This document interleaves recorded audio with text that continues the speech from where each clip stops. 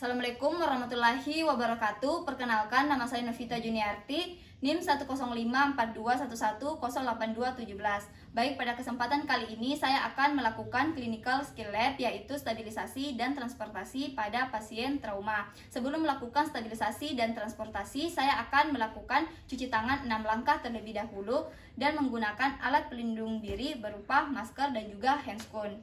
Baik, saya akan melakukan cuci tangan 6 langkah.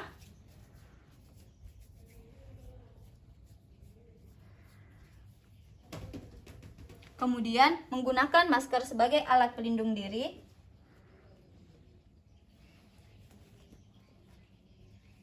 Dan menggunakan handscoon.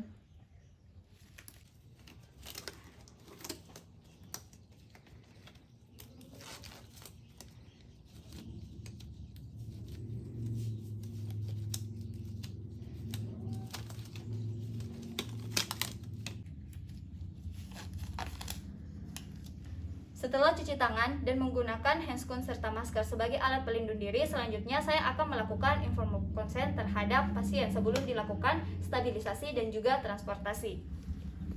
Assalamualaikum Ibu, permisi. Perkenalkan Ibu, saya dengan Dr. Novi. Di sini saya akan melakukan pemeriksaan di bagian belakang tubuhnya Ibu atau di bagian punggungnya Ibu ya. Saya nanti akan melakukan pemeriksaan tersebut dengan teknik lock roll ya Ibu. Nanti pada pemeriksaan ini saya akan dibantu oleh 2 penolong lainnya ya Ibu, atau 2 pemeriksa yang lainnya. Nah, tujuan dilakukan pemeriksaan ini untuk mengetahui apakah terdapat kelainan di bagian belakang tubuhnya Ibu, apakah ada perdarahan, serta nanti akan dilakukan perabaan untuk mengetahui apakah ada nyeri tekan atau tidak. Baik Ibu, apakah Ibu bersedia dilakukan pemeriksaan ini? Baik, makasih Ibu. Baik, setelah melakukan informed consent kepada pasien, selanjutnya saya akan melakukan penilaian awal berupa primary survey dan juga secondary survey. Yang pertama kita akan melakukan primary survey, yaitu saya akan melakukan chest pain control, kemudian memastikan bahwa pernafasan pasien tetap terjaga, kemudian kita juga nilai pernafasan pasien, kemudian apabila terjadi perdarahan pada bagian tubuh pasien, maka kita lakukan penilaian serta melakukan kontrol perdarahan di tempat terjadinya perdarahan. Kemudian kita lakukan penilaian pada kesadaran pasien dan mencegah agar pasien tidak mengalami hipotermia. Setelah pasien stabil, primary survey dilakukan dan pasien stabil, selanjutnya kita melakukan secondary survey. Jadi kita lakukan anamnesis kepada pasien, kemudian kita melakukan pemeriksaan dari ujung kepala sampai ujung kaki pasien untuk mengetahui apakah terdapat kelainan atau tidak. Kemudian mengecek kembali kesadaran dari pasien dan status neurologis dari pasien. Selanjutnya setelah melakukan penilaian awal, saya akan melakukan imobilisasi, di mana imobilisasi saya akan melakukan teknik lock roll. Pada lock roll ini dilakukan oleh 3 pemeriksa. Jadi saya sebagai pemeriksa pertama, kemudian dibantu oleh pemeriksa 2 dan juga pemeriksa ketiga. Untuk pemeriksa pertama berperan sebagai ketua atau komandan, berada di bagian atas dari pasien dan akan memberikan aba-aba kepada pemeriksa kedua dan juga pemeriksa ketiga.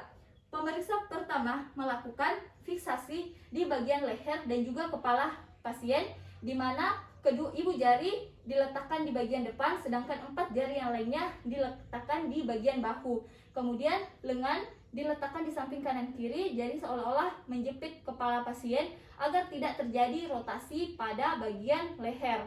Sedangkan pemeriksa kedua melakukan fiksasi di bagian bahu dari pasien, kemudian fiksasi di bagian pelvis. Untuk pemeriksa ketiga melakukan fiksasi di bagian pelvis, di mana tangannya bersilangan dengan pemeriksa kedua, dan lakukan fiksasi di bagian kaki.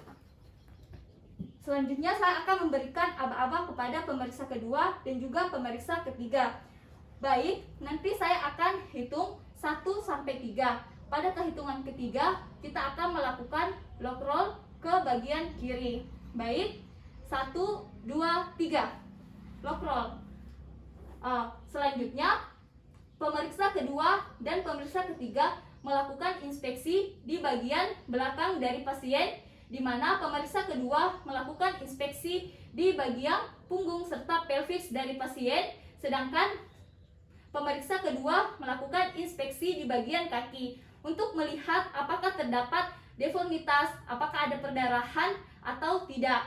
Selanjutnya, pemeriksa kedua dan pemeriksa ketiga melakukan palpasi, di mana pemeriksa kedua melakukan palpasi di bagian belakang dari pasien untuk merasakan atau meraba apakah terdapat nyeri tekan atau tidak, dapat dilihat dari ekspresi dari pasien. Sedangkan pemeriksa ketiga juga melakukan hal yang sama terhadap pemeriksa kedua, yaitu lakukan palpasi di bagian kaki dari pasien untuk mengetahui apakah ada nyeri tekan atau tidak dilihat dari ekspresi pasien. Baik, setelah lakukan inspeksi serta palpasi di bagian belakang atau punggung dari pasien, selanjutnya kita dapat memasang long spinal board di belakang dari pasien dengan tetap mempertahankan posisi pasien dengan posisi lock roll. Kemudian kita letakkan long spinal board. Setelah diletakkan, memberikan aba-aba kepada pemeriksa kedua dan pemeriksa ketiga. Baik, saya akan hitung 1 sampai 3. Pada kehitungan ketiga, kita lakukan lock roll ke kanan. Jadi kita posisikan pasien ke posisi berbaring. Baik, 1, 2, 3, lock roll. Baik, selanjutnya setelah posisi pasien dalam posisi berbaring, kita menilai mempertahankan pasien dengan posisi yang sejajar. Jadi pasien posisi sejajar. Selanjutnya, apabila belum dipasang neck collar di bagian leher dari pasien, kita dapat pasang neck collar di bagian leher agar tidak terjadi rotasi. Kemudian, kedua tangan dari pasien kita letakkan samping kanan dan kiri secara perlahan. Selanjutnya, kita bisa memberi bantalan di bagian badan dari pasien, baik di badan, di kaki, terutama bantalan di bagian leher dari pasien agar tidak terjadi rotasi di bagian leher. Setelah diberikan bantalan, kita memasang pita yang ada pada long spinal board di bagian kepala, kita fiksasi, kemudian tali pengikat di bagian badan dan di bagian kaki. Nah, baik, itulah clinical skill lab mengenai stabilisasi dan juga transportasi pada pasien trauma. Sekian dari saya. Billahi fisabilillah haq, fastabikul khairat. Wassalamualaikum warahmatullahi wabarakatuh.